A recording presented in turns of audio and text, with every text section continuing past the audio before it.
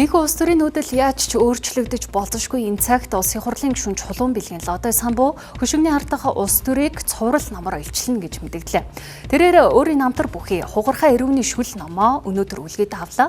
За энэхүү номороо өөрийнхөө өнгөрсөн түүхийг илэн талангүй илэрхийлсэн бол цаашид хөшигний ардах улс төрийн үйл явдлуудыг цуврал ном болгон гаргахаар төлөвлөжээ. За Улаанбаалын Лодой Самбуу улсын хурлын гишүүн Лодой Самбуу гэж хэмбэ гэдгийг илэрхийлэх хугархай эрүүний шүл ном хэвлэгдэн гарч өнөөдөр нээлттэй хийлээ.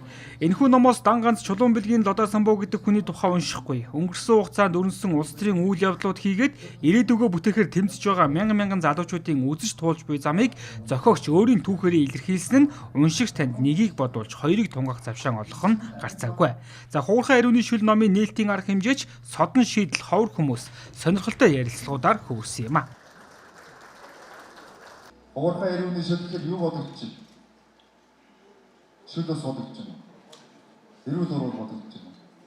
Зэмлэлт бодогдож байна. Тэр энэ миний нэгдүгээр бүлгийн нэр байгаа. Тэгээд ном уншаад эхлэхээр ерөнхийдөө бол мэдэггүй.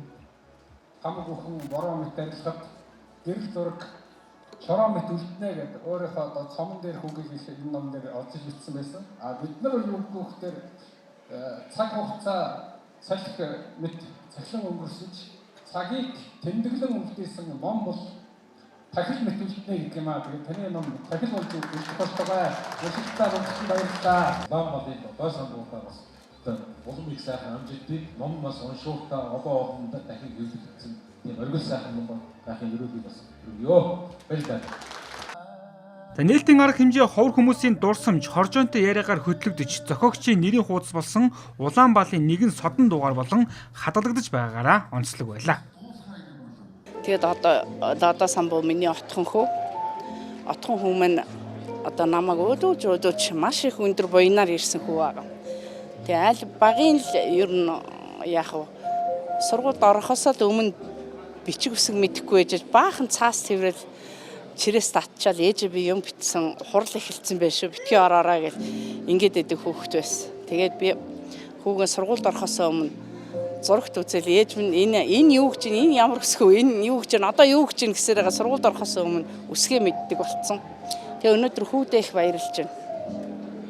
Өөр хүүхдийнхээ сайн сайхныг үзэж явах шиг сайхан юм хүнд байхгүй.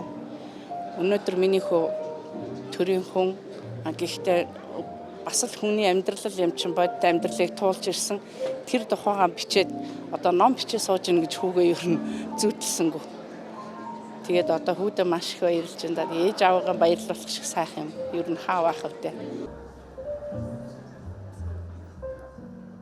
За улсын хурлын гишүүн Лодой Самбуугийн хувьд хугархай эрүүний шүл номоороо өөрийн өнгөрснөө уншиж олонныхоо өмнө элдв хачир халахвчгүй илчилсэн бол цаашид төрийн ордонд хөшигний ард өрнөж байгаа улс төрийн үйл явдлуудыг хоёр цуврал ном болгон дэлгэн тавина гэдгээ илэрхийлсэн юм а.